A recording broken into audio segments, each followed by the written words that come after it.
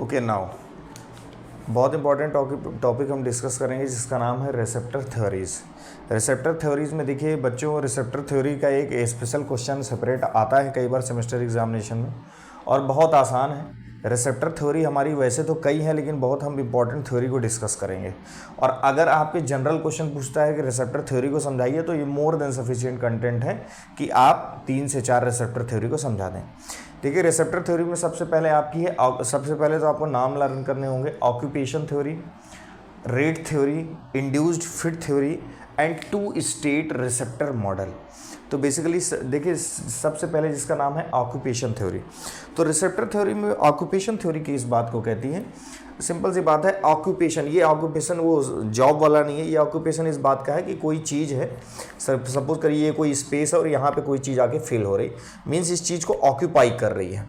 तो ऑक्यूपाई करने का पर्पज यहाँ पे रिसेप्टर की उस एक्टिव साइट को ऑक्यूपाई करने का है जहाँ पे एगोनिस्ट बाइंड होगा। तो मैक्सिमम नंबर ऑफ रिसेप्टर में अगर ऑक्यूपेंसी होगी किसकी, एगोनिस्ट की, तो इट मीन्स उसका रिस्पॉन्स भी मैक्सिमम होगा। तो बहुत सिंपल है, ये थ्योरी कहती है कि आपका जितना जो बायोलॉजिकल रिस्पॉन्स है, देखिए आपको फुल फॉर्म में लिखना है, जो मैंने यहाँ पे इंपॉर्टेंट पॉइंट्स डाले हुए हैं तो आपको वही लिखने हैं एग्जामिनेशन में। जो बायोलॉजिकल रिस्पॉन्स है अकॉर्डिंग टू ऑक्यूपेशन थ्योरी, वो ये बोलती है कि बायोलॉजिकल रिस्पॉन्स उतना होगा जितना कि ड्रग रिसेप्टर कॉम्प्लेक्स बनेंगे, मींस जितना रिसेप्टर ऑक्यूपाई होगा ड्रग से। तो आप ये पॉइंट आपका क्लियर है कि biological response BR directly proportional to the dose response complex. दूसरी बात इसी चीज़ को घुमा के लिखी है कि इंटेंसिटी ऑफ फार्माकोलॉजिकल रिस्पॉन्स क्या होगा कि जितना ज़्यादा रिसेप्टर ऑक्यूपेंसी है उतनी ज़्यादा फार्माकोलॉजिकल रिस्पॉन्स की इंटेंसिटी होगी। या हम इसको इस शब्द में भी कह सकते हैं कि अगर हमको मैक्सिमम रिस्पॉन्स चाहिए तो हमको सारे रिसेप्टर को क्या करना पड़ेगा, ऑक्यूपाइड करना पड़ेगा। तो ये बहुत सिंपल सी थ्योरी है ऑक्यूपेशन थ्योरी। इसके बाद हम बात करते हैं रेट थ्योरी। तो रेट थ्योरी क्या है, देखिए रेट टाइम से रिलेटेड है। टाइम कैसे कि रिसेप्टर और ड्रग का जो कॉम्प्लेक्स है वो कितना बार जल्दी जल्दी बन रहा है, किस रेट से बन रहा है। इट मीन्स कि रिसेप्टर ड्रग से कितनी बार एक्सपोज्ड हो रही है फ्रिक्वेंटली।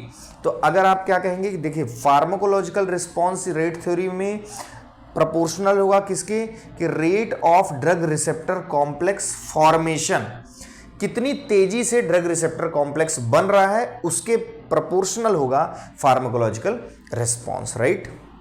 अब हम बात करेंगे किसकी, duration of receptor occupation determines, means receptor की ऑक्यूपेंसी का ड्यूरेशन। यहां पे हम रिसेप्टर ऑक्यूपेंसी की बात करते थे, इसमें हम बात करेंगे रेट थ्योरी में कि रिसेप्टर ऑक्यूपेंसी जितने देर तक रहेगी। अब नए नए मॉलिक्यूल, नए नए ड्रग, वही ड्रग का नया नया मॉलिक्यूल, फ्रेश मॉलिक्यूल एनकाउंटर होगा, it means duration of receptor occupancy determine करेगी कि आपका एगोनिस्ट है या पार्शियल एगोनिस्ट है, राइट। तो अगर आपका रिसेप्टर ऑक्यूपेंसी अगर का ड्यूरेशन बहुत ज़्यादा है, फुल है, तब आप उसको बोलते हैं कि हमारा एगोनिस्ट है।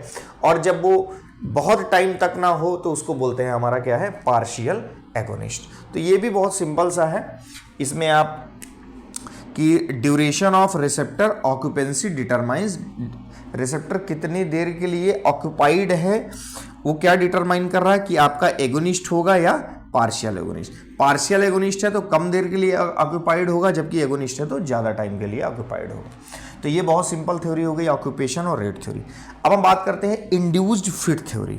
तो इंड्यूस्ड फिट थ्योरी हमारी क्या बोलती है, इंड्यूस्ड फिट थ्योरी बोलती है कि हमारा जो ड्रग है बेसिकली वो ड्रग रिसेप्टर से जब बाइंड करता है तो रिसेप्टर एक्चुअली में, रिसेप्टर में प्लास्टिक मोल्डिंग होती है, मींस उसमें कन्फर्मेशनल चेंज होता है। अब अगर ड्रग रिसेप्टर में कन्फर्मेशनल चेंज कर देती है तब हम बोलते हैं कि फार्माकोलॉजिकल रिस्पॉन्स आएगा और उस ड्रग को हम बोलते हैं एगोनिस्ट। लेकिन अगर ड्रग उस रिसेप्टर में प्लास्टिक मोल्डिंग नहीं कर पाती, इट मीन्स कि फार्माकोलॉजिकल रिस्पॉन्स नहीं आएगा, कन्फर्मेशनल चेंज नहीं हुआ, फार्माकोलॉजिकल रिस्पॉन्स नहीं आएगा, और हम उसको बोलते हैं कि उस समय जो बाइंडेड ड्रग है वो एंटागोनिस्ट है। तो क्या आपका इंड्यूस्ड फिट थ्योरी क्या बोलती है कि आपकी प्लास्टिक मोल्डिंग होती है after binding of agonist and antagonist. अगर प्लास्टिक मोल्डिंग है मीन्स कन्फर्मेशनल चेंज हुआ रिसेप्टर में तो हम बोलेंगे एगोनिस्ट, और अगर नहीं हुआ, डज नॉट चेंज, तो हम उसको बोलेंगे एंटागोनिस्ट। तो ये भी आपका बहुत सिंपल है। देखिए टू स्टेट रिसेप्टर मॉडल, ये आपसे सेपरेट में भी क्वेश्चन पूछ सकता है, और रिसेप्टर थ्योरी में एक थ्योरी हमारी टू स्टेट थ्योरी भी है, जिसको हम टू स्टेट रिसेप्टर मॉडल भी बोलते हैं। ये क्या बोलता है, ये बहुत ही आसान है, ये ऐसे देखने में कॉम्प्लेक्स लग रहा है, बहुत आसान है। कैसे? देखिए आपका रिसेप्टर जो है बेसिकली हमेशा इक्विलिब्रियम में होगा। ये थ्योरी बोलती है कि रिसेप्टर हमेशा इक्विलिब्रियम में होगा। किन दो फॉर्मेट में? एक्टिव फॉर्म और इनएक्टिव फॉर्म जो रिसेप्टर का है वो हमेशा इक्विलिब्रियम में होता है, इसीलिए ये वाला साइन बना के रखा है। अच्छा, RA मतलब एक्टिव फॉर्म और I मतलब इनएक्टिव। तो ये थ्योरी ये बोलती है कि inactive and active state of receptor will be in equilibrium. अब राइट, अब क्या हुआ, अब इस स्टेट के अकॉर्डिंग फुल एगोनिस्ट क्या होगा? फुल एगोनिस्ट वो होगा जो एक्टिव स्टेट से बाइंड करे, ना कि RI से। तो फुल एगोनिस्ट के लिए देखिए यहां पे दिखा रखा है कि RA की जो RA से कौन बाइंड हुआ? एगोनिस्ट। किस स्टेट में? एक्टिव स्टेट में।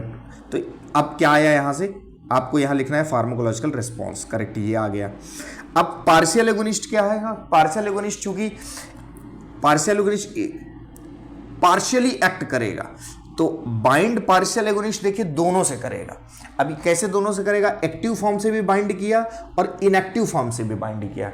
इस थ्योरी के अकॉर्डिंग जो पार्शियल एगोनिस्ट होगा that will bind to the both state of receptor, active state as well as inactive state, but the binding through the active state will be higher in comparison to inactive state। तो जब ये binding ज्यादा होगी तो आपका pharmacological response भी आपको कौन देगा? ये देगा।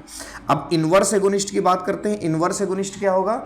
That inverse agonist will bind to the inactive state. ये डी जो है यहाँ पे इनवर्स एगोनिस्ट है, और ये किस स्टेट से बाइंड हो रहे हैं? इनएक्टिव से। तो कैसा रिस्पॉन्स आएगा? अपोजिट रिस्पॉन्स पे। यहाँ R एक्टिव स्टेट से बाइंड नहीं होगा। नेक्स्ट हम बात करेंगे last antagonist. Antagonist but obviously clear है कि एंटागोनिस्ट जो यहाँ पे बाइंड कर रहा है वो दोनों से कर रहा है, ठीक, लेकिन दोनों से इक्वल बाइंड कर रहा है। तो ओवरऑल जो इफेक्ट है, एक्टिव से भी बाइंड कर रहा है, इनएक्टिव से में, दोनों में डिफरेंस नहीं है, तो दोनों का प्लस माइनस होकर जीरो हो जाएगा। इट मींस जो हमारा रिस्पॉन्स है वो नो रिस्पॉन्स यहां पे आएगा। तो यहां पे एक्टिव से भी बाइंड है, इनएक्टिव से बाइंड है। तो ये आपका टू स्टेट रिसेप्टर मॉडल इस तरीके से डिफाइन करता है full agonist, partial agonist, inverse agonist और एंटागोनिस्ट को। तो आपको रिसेप्टर थ्योरी में 4 चीज़ें याद रखनी है: occupation, rate theory, induced fit and two state receptor model. I hope कि आप एक अंडरस्टैंडिंग बना पाएंगे। Thank you very much.